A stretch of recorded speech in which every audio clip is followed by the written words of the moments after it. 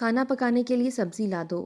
میں تھکا ہارا بوجھل دل کام سے واپس آیا تھا جب میری بیوی نے سکھ کا سانس بھی لینے نہ دیا اور فرمان جاری کر دیا۔ میں نے تھکی تھکی سانس خارج کر کے اسے دیکھا۔ صبح بتا دیتی، واپس آتے ہوئے لے آتا، اب پھر سے جانا پڑے گا، میں نے بیزاری سے کہا۔ اس وقت میرا اٹھنے کا بالکل دل نہیں چاہ رہا تھا، صبح بتانے کا یاد نہیں رہا تھا، اور ہاں، آج گوشت لانا، میری بیوی لاپرواہی سے کہتی یہ جا وہ جا، جبکہ میں اس کی پشت کو ہی دیکھتا رہ گیا کہ گوشت کے لیے پیسے کہاں سے لاؤں۔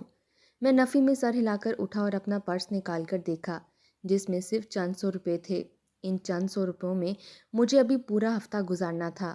مہینہ ختم ہونے میں 1 ہفتہ باقی تھا اور پیسے پورا مہینہ ختم ہونے سے پہلے ہی ختم ہو چکے تھے۔ میں پرسوچ انداز میں سر ہلاتا باہر نکلا۔ ارادہ سبزی لانے کا ہی تھا، نہ کہ گوشت۔ ابھی ان چند 100 روپوں سے پورا ہفتہ چلانا تھا اور فی الحال میں گھر والوں کو ایسی کوئی عیاشی کروانے کا متحمل نہیں ہو سکتا تھا۔ بازار سے واپس آ کر میں نے سبزی اپنی بیوی کو تھمائی تو میری بیوی کے ساتھ ساتھ میری سالی نے بھی منہ بسور کر سبزی کو دیکھا۔ میری بیوی نے میرے گوشت نہ لانے پر شکایت کی تو میں نے ٹال مٹول سے کام لیا اور پھر آرام کرنے چلا گیا۔ کھانا کھانے کے بعد میں گہری نیند سو گیا تھا کہ صبح مجھے جلدی کام پر جانا تھا۔ اگلی صبح اٹھ کر ناشتہ کرنے کے بعد میں کام پر چل دیا اور اگلے 10 منٹ میں شاہ صاحب کے بنگلے پر پہنچ چکا تھا، جہاں میں ایک ڈرائیور کی حیثیت سے کام کرتا تھا۔ یہاں سے ملنے والی تنخواہ زیادہ نہیں تھی، لیکن کچھ نہ ہونے سے کچھ ہونا بہتر تھا۔ ابھی میں وہاں پہنچا ہی تھا کہ جب شاہ صاحب تیار ہو کر اندر سے باہر نکل آئے۔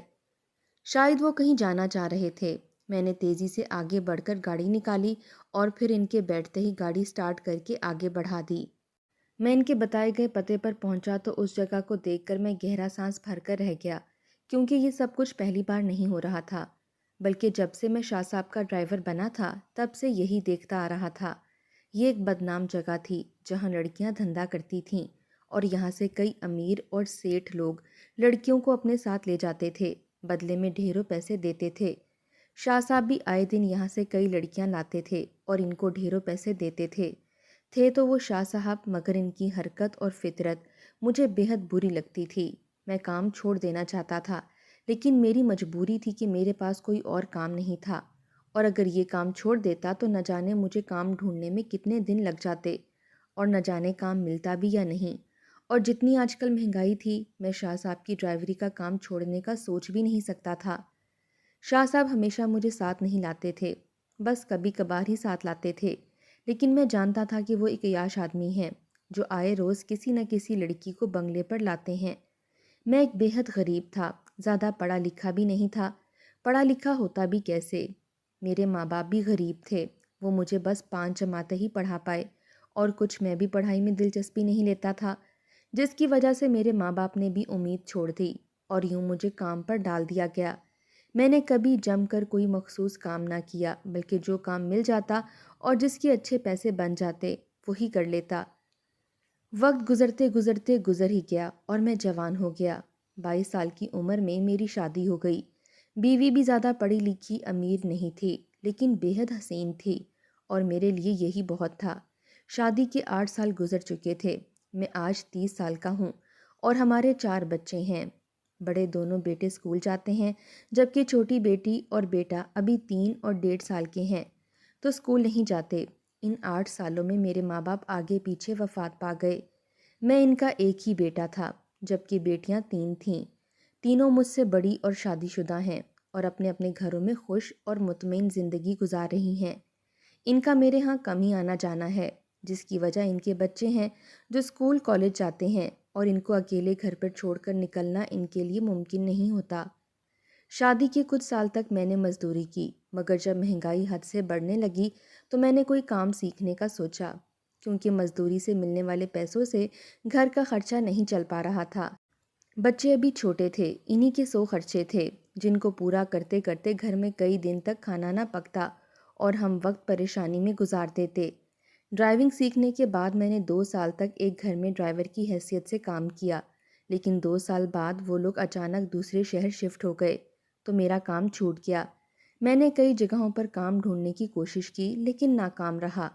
ان دنوں میرے سسر کا انتقال ہو گیا تو مجھے مزید مشکل آ پڑی، کیونکہ میری بیوی 2 ہی بہنیں تھیں اور ان کا کوئی بھائی یا بہن نہیں تھا۔ ان کے ماں باپ کے مرنے کے بعد میری سالی اکیلی رہ گئی، تو مجھ سے مشورہ کرنے کے بعد میری بیوی اسے اپنے گھر لے آئی کہ وہ لڑکی ذات تھی اور اس گھر میں اکیلی نہیں رہ سکتی تھی۔ وہ لوگ کرائے کے گھر میں رہتے تھے، جہاں کا خرچہ میرا سسر ہی اٹھاتا تھا۔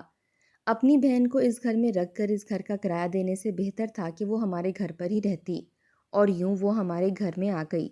لیکن اس کی ضرورتوں کو پورا کرتے جو پیسے ہم بچانے لگے تھے وہ خرچ ہونے لگے، مگر پھر ہم نے سب کچھ خدا پر چھوڑ دیا کہ اگر وہ ہمارے گھر آئی ہے تو اس کے رزق کا انتظام بھی خدا ہی کرے گا، جس نے اسے ہمارے گھر بھیجا ہے۔ زندگی یوں ہی گزرنے لگی تھی۔ میرا زیادہ وقت اب کام ڈھونڈنے میں گزرتا۔ جہاں مجھے کام نہیں مل رہا تھا وہاں مہنگائی کا پہاڑ ہم پر گر کر ہمیں دباتا جا رہا تھا۔ لیکن میری یہ مشکل بھی جلدی آسان ہو گئی جب کسی نے مجھے شاہ صاحب کا بتایا۔ انہیں اپنے لیے ڈرائیور کی ضرورت تھی۔ میں جلدی سے ان کے بنگلے پر پہنچا تھا جہاں شاہ صاحب سے ملاقات ہوئی۔ وہ خوبصورت ادھیڑ عمر آدمی تھے جو بڑھاپے کی طرف بڑھ رہے تھے، لیکن کافی پروقار شخصیت کے مالک تھے۔ میں نے انہیں اپنی آمد کا مقصد بتایا تو انہوں نے مجھ سے انتہائی نرمی سے بات کی، اور پھر چند ایک سوال کرنے کے بعد انہوں نے مجھے تنخواہ کا بتا کر کام پر رکھ لیا۔ تب جو تنخواہ لگائی تھی وہ میرے اور میرے اہل خانہ کے لیے بہت تھی، لیکن وقت گزرنے کے ساتھ ساتھ جہاں مجھ پر شاہ صاحب کی حقیقت کھلی وہیں مہنگائی بھی بڑھتی چلی گئی۔ شاہ صاحب ایک عیاش آدمی تھے جو بےحد امیر تھے۔ ظاہری وضاقتہ بھی بےحد اچھی تھی، لیکن وہ فطرتاً ہی عیاش تھے۔ یہ حقیقت مجھ پر اس دن کھلی جس دن وہ ایک لڑکی کو اپنے ساتھ لے آئے اور لے کر کمرے میں چلے گئے۔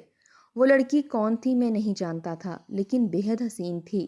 پھر شاہ صاحب نے اسے واپسی پر ڈھیروں پیسے دیے جنہیں لے کر وہ چلی گئی۔ اس سے پہلے بھی شاہ صاحب لڑکیاں لاتے رہے تھے۔ یہ بات مجھے چوکیدار سے ہی پتہ چلی۔ اس کے بعد وہ کئی بار جب لڑکیاں لینے جاتے تو مجھے بھی ساتھ لے جاتے، لیکن ایسا کم ہی ہوتا تھا۔ شاہ صاحب کے پاس 2 گاڑیاں تھیں، جن میں سے ایک کا ڈرائیور میں خود تھا جبکہ دوسری شاہ صاحب کی ذاتی استعمال میں تھی اور اسے وہ خود ہی ڈرائیو کرتے تھے۔ اس بات پر میں حیران ہوا تھا کہ جب انہیں ڈرائیونگ آتی ہے تو مجھے کیوں رکھا ہوا ہے، مگر پھر یہ کہہ کر سر جھٹک گیا کہ امیروں کے شوق ہیں، ہم غریب کہاں پوچھیں گے۔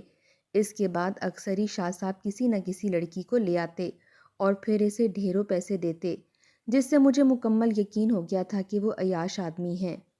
آئے دن خرچے بڑھ رہے تھے جنہیں پورا کرنا میرے لیے بےحد مشکل ہو رہا تھا، کیونکہ ہر گزرتے دن کے ساتھ مہنگائی بڑھ رہی تھی اور ہر چیز کی قیمت آسمان کو چھو رہی تھی، اور مہنگائی بڑھنے کے ساتھ ساتھ میری پریشانی میں مزید اضافہ ہو رہا تھا، کیونکہ اچانک ہی میری بیوی کے پیٹ میں رسولی بن گئی اور وہ درد سے بےحد نڈھال ہو گئی تھی۔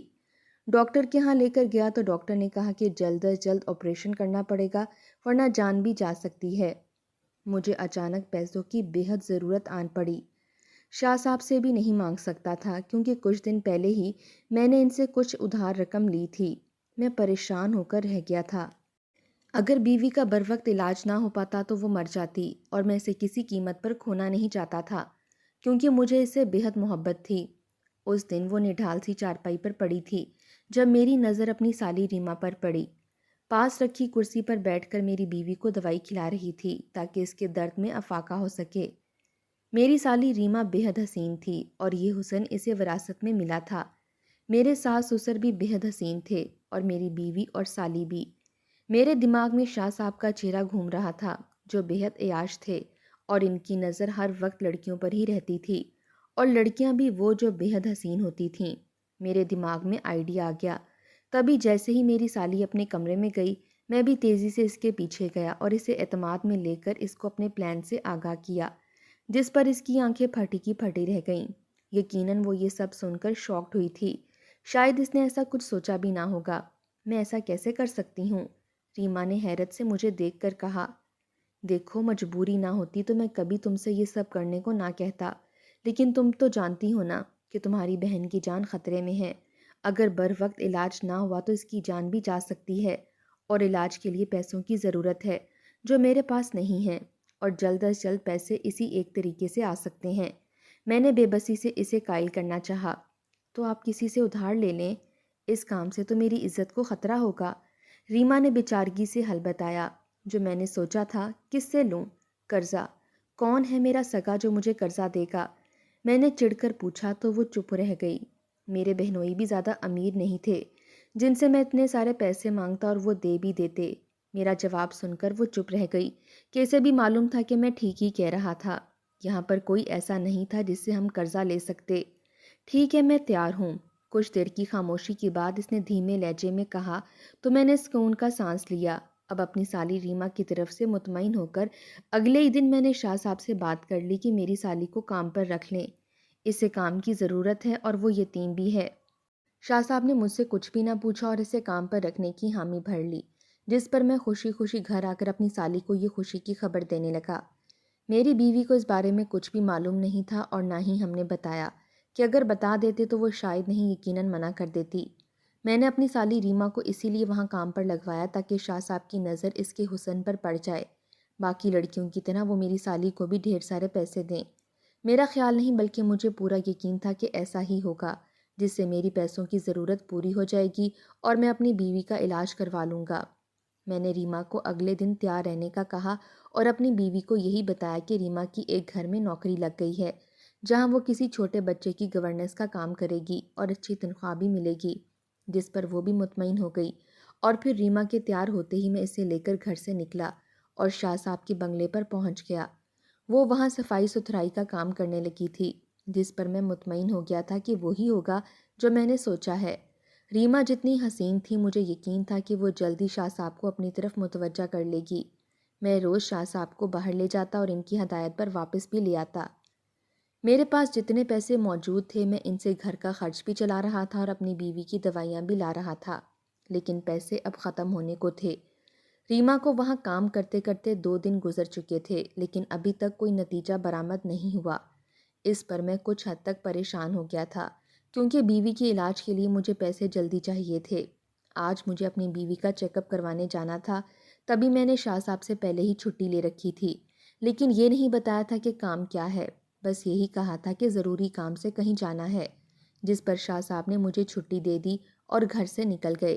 مجھے لگا تھا کہ وہ آج پھر کسی نئی لڑکی کو لانے جا رہے ہیں۔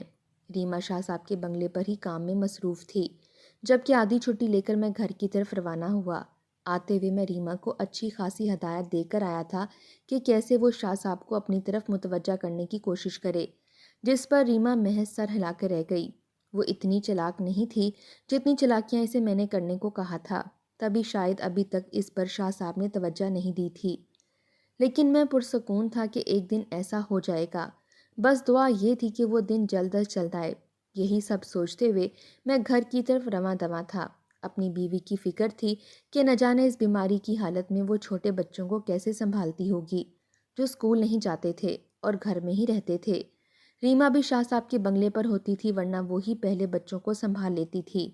کچھ ہی دیر میں گھر پہنچ چکا تھا۔ میں نے تیزی سے دروازہ کھولا اور اندر داخل ہوا، مگر سامنے دیکھتے ہی ایسا لگا جیسے آسمان سر پر ٹوٹ پڑا، کیونکہ گھر پر میری بیوی اور شاہ صاحب موجود تھے۔ میری بیوی لکڑی کی کرسی پر بیٹھی ہوئی تھی، جبکہ اس کے سامنے والی کرسی پر شاہ صاحب موجود تھے، جنہوں نے سفید رنگ کا سوٹ پہن رکھا تھا اور چہرے پر سنجیدگی تھی، جبکہ میرے بیوی کے چہرے پر آنسو تھے، جنہیں دیکھ کر مجھے شدید حیرت کے ساتھ غصہ بھی آیا۔ آپ کی ہمت کیسے ہوئی میرے گھر آنے کی، اور کیا کہا ہے آپ نے میری بیوی سے؟ میں نے بنا لحاظ رکھے بھڑک کر پوچھا۔ مجھے لگ رہا تھا وہ باقی لڑکیوں کی طرح میری بیوی کے حسن پر بھی نظر رکھے ہوئے ہیں اور ان کا یہاں آنے کا مقصد کچھ غلط ہی ہوگا۔ میرے بھڑکنے پر میری بیوی اور شاہ صاحب اپنی جگہ سے اٹھ کھڑے ہوئے۔ میں نے ایسا کچھ نہیں کہا تمہاری بیوی سے جس سے تم غصے میں آ کر مجھ سے یوں بدتمیزی سے پیش آؤ، شاہ صاحب نے بے حد غصے اور غصیلے لہجے میں کہا۔ تو یہاں کرنے کیا آئے ہیں؟ اچھی طرح سمجھتا ہوں آپ کی نیت کو، جس طرح باقی لڑکیوں کو پیسے دے کر ان کو خرید کر عیاشی کرتے ہیں، ویسے ہی اس نیت سے یہاں بھی آ گئے ہوں گے۔ بے حد امیر ہے نا، عیاش ہے نا، تو جہاں لڑکی دیکھی نہیں وہاں پھسل پڑے۔ میں نے انتہائی تلخ لہجے میں کہا تو ان کا چہرہ غصے سے سرخ ہونے لگا، لیکن مجھے چندہ پرواہ نہیں تھی۔ پاگل تو نہیں ہو گئے؟ ایسا کچھ نہیں ہے جو آپ بلا وجہ ہم پر الزام لگا رہے ہیں۔ یہ میرے باپ کی عمر کے ہیں اور میں ان کی بے حد عزت کرتی ہوں۔ میری بیوی نے دبے دبے لہجے میں حیرت اور غصے کا اظہار کیا، مگر میری نظریں شاہ صاحب کے چہرے پر جمی ہوئی تھیں، جن کے چہرے پر سنجیدگی رقم تھی۔ ان کا اطمینان مجھے ہضم نہیں ہو رہا تھا۔ تم نہیں جانتی ان کو، یہ ایک عیاش انسان ہے جو لڑکیاں خرید کر گھر لاتے ہیں اور بدلے میں ان کو ڈھیروں پیسے دیتے ہیں۔ میں مجبور تھا ان کے ہاں کام کرنے پر، ورنہ ایک دن بھی وہاں کام نہ کرتا، میں نے نخوت سے کہا۔ غصہ مجھے ان کے اپنے گھر آنے اور میری بیوی کے ساتھ بیٹھنے پر تھا۔ کیوں آئے تھے وہ یہاں؟ یقیناً انہیں میری بیوی کا حسن بھا گیا تھا۔ میں دل ہی دل میں سوچنے لگا، میں ایک عیاش انسان ہوں تو اس عیاش انسان کے گھر اپنی سالی کو کام پر کیوں رکھوایا؟ وہ بھی ترلے منتیں کروا کر۔ کیوں بار بار وہ میرے سامنے آتی ہے بہانے بہانے سے؟ کیوں وہ مجھے اپنی طرف متوجہ کرنے کی کوشش کرتی ہے کہ میں اس پر دھیان دوں؟ وجہ بتانا پسند کرو گے؟ میں جو تب سے تڑخ تڑخ کر بول رہا تھا، ان کی بات سن کر چپ رہ گیا۔ اپنے منہ سے بتا بھی نہیں سکتا تھا کہ کس مقصد کے تحت میں نے ریما کو ان کے گھر چھوڑا تھا۔ میری بیوی مجھے بے حد غصے اور بے یقینی سے دیکھ رہی تھی۔ یقیناً اسے غصہ اس بات کا تھا کہ میں نے ریما کے حوالے سے اسے جھوٹ کیوں بولا تھا۔ میں ہی بتا دیتا ہوں، تم نے اپنی سالی کو میرے ہاں کام پر اس لیے رکھوایا کہ میں اس کی طرف مائل ہو جاؤں۔ آخر کو میں ایک عیاش انسان ہوں تو اسے استعمال کر کے بدلے میں اسے پیسے دے دوں تاکہ تم اپنی ضرورت پوری کر سکو۔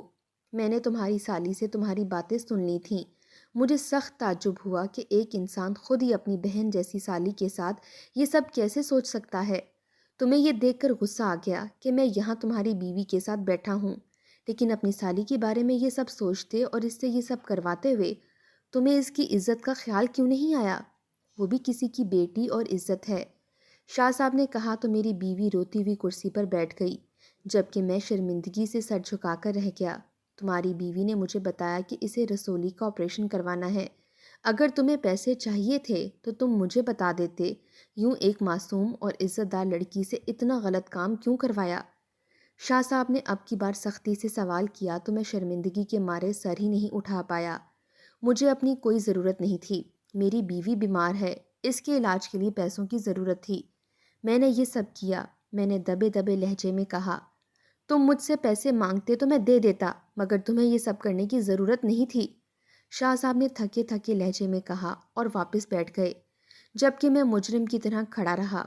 لیکن یہ سچ تو ہے نا کہ آپ ایک عیاش فطرت کے انسان ہیں۔ اگر ایسا نہ ہوتا تو میں کبھی ریما کو یہ سب کرنے کا نہ کہتا۔ آپ ایسے تھے تبھی مجھے یہ سب کرنے کا موقع ملا اور میں نے کیا بھی۔ میں نے تلخ لہجے میں کہا اور شاہ صاحب کو دیکھا جو میری بات پر پھیکا سا مسکرائے تھے۔ ان کی مسکراہٹ میں تکلیف تھی، درد تھا، جبکہ آنکھوں سے آنسو بہہ نکلے۔ مجھے سمجھ میں نہیں آیا کہ میں نے ایسا کیا کہہ دیا جس کی وجہ سے وہ رونے لگے۔ بس حقیقت تو بیان کی تھی، شاید انہیں برا لگ گیا۔ اب وہ مجھے کام سے نکال دیتے اور پھر سے مجھے نیا کام تلاش کرنا پڑتا۔ جب تک نیا کام نہ مل جاتا بیوی بچوں کو فاقے کرنے پڑتے، پھر بیوی کا علاج بھی وہیں رہ جاتا۔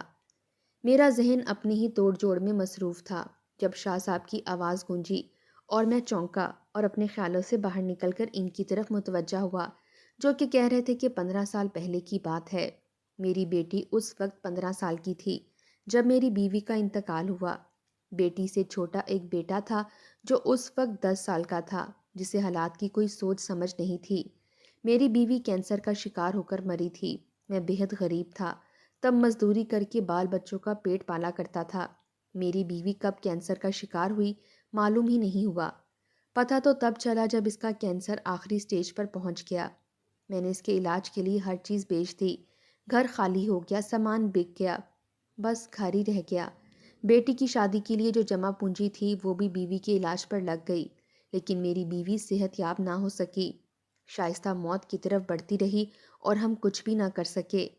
رشتہ داروں نے کوئی مدد نہیں کی، بلکہ اس مشکل وقت میں ہم سے منہ موڑ لیا۔ میری بیوی کو ڈاکٹر نے چند مہینوں کا وقت دیا تھا اور کہا تھا کہ چند مہینوں بعد وہ مر جائے گی۔ ہم بے حد ڈر گئے تھے۔ سب سے زیادہ پریشان میری بیٹی تھی، کیونکہ اس کی جان بستی تھی اپنی ماں میں۔ جب کہیں سے پیسوں کا بندوبست نہ ہو سکا تو نہ جانے ایک دن میری بیٹی کہاں سے 1 لاکھ روپے لے کر آئی۔ ہم سب حیران تھے، لیکن اس نے کہا کہ اس نے اپنی مختلف سہیلیوں سے ادھار لیے ہیں۔ پھر ہر ہفتے وہ 1 لاکھ روپیہ جمع کرنے لگی۔ ہم نے بھی زیادہ چھان بین نہ کی کیونکہ ہمیں اس پر یقین تھا، لیکن اس کے باوجود میری بیوی صحت یاب نہ ہو سکی اور ایک دن اس دنیائے فانی سے منہ موڑ گئی۔ ہم سب غم زدہ سے رہ گئے، جبکہ میری بیٹی صدمے سے پاگل ہونے کے در پر تھی۔ وہ اپنی ماں کی موت کو قبول ہی نہیں کر پا رہی تھی، مگر آہستہ آہستہ سنبھل گئی کہ یہی حقیقت تھی جسے ماننے کے سوا کوئی چارہ نہیں تھا۔ اس کی ماں کے مرنے کے بعد 1 مہینے کے بعد کچھ آدمی روز ہمارے گھر کے چکر لگانے لگے۔ وہ صرف میری بیٹی کا پوچھتے اور میری بیٹی کو ساتھ لے جاتے۔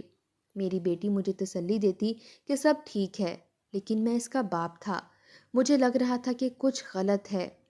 وہ 2 بار ان کے ساتھ گئی، جبکہ تیسری بار میں ان کا پیچھا کرنے لگا کہ دیکھوں وہ جاتی کہاں ہے، مگر یہ دیکھ کر میرے سر پر آسمان ٹوٹ پڑا کہ وہ ایک کوٹھے میں گئی تھی۔ میں بنا بتائے اندر گیا تو اندر سودا طے ہو رہا تھا۔ تب مجھے اندازہ ہوا کہ میری 15 سالہ بیٹی اپنی ماں کے علاج کے لیے اپنا جسم ہمیشہ کے لیے بیچ آئی تھی۔ اس دن میں جیتے جی مر گیا تھا۔ میرا ارادہ وہاں سے پلٹ جانے کا تھا۔ میں نے فیصلہ کیا کہ میں اپنی بیٹی اور بیٹے کو یہاں سے بہت دور لے کر چلا جاؤں گا، لیکن اس کی نوبت ہی نہیں آئی۔ میری بیٹی نے مجھے دیکھ لیا اور رونے لگی۔ وہ شرمندہ تھی مجھ سے، لیکن وہ بھاگی اور چھت کی طرف گئی۔ ہم سب اس کے پیچھے گئے، لیکن اس تک پہنچنے میں ہمیں دیر ہو گئی تھی۔ وہ 3 منزلہ عمارت سے نیچے گر کر اپنی جان دے چکی تھی۔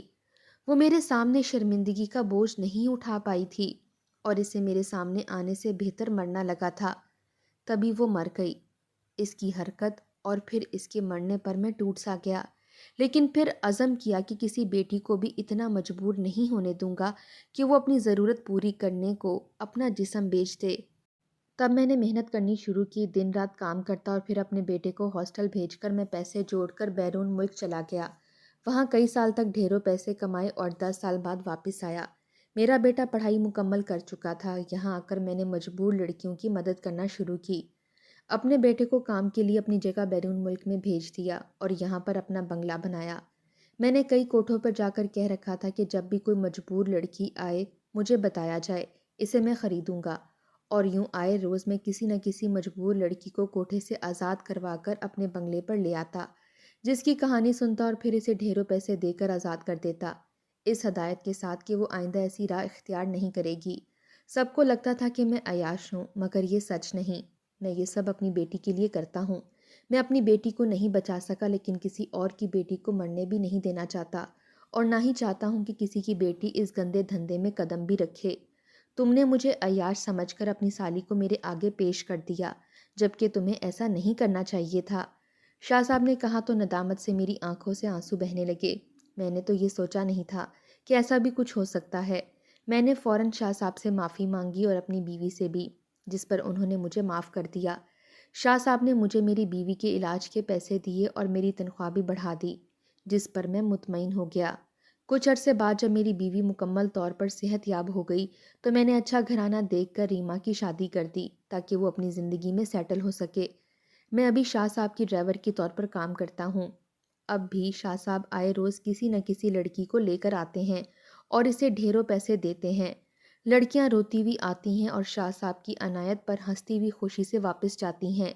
میں نے شاہ صاحب کے بارے میں بہت غلط سوچا تھا، لیکن خدا کا شکر ہے کہ وقت رہتے مجھے حقیقت پتہ چل گئی، ورنہ یہ شرمندگی مجھے ساری عمر رہتی اور میں شاہ صاحب کے سامنے کبھی سر نہ اٹھا پاتا۔ میں ان کا احسان مند تھا کہ انہوں نے مجھے معاف کر کے میری مدد کی، ورنہ میں نے انہیں بے حد نا امید کر دیا تھا۔ لیکن خدا کا شکر تھا کہ اب سب کچھ ختم ہو چکا تھا۔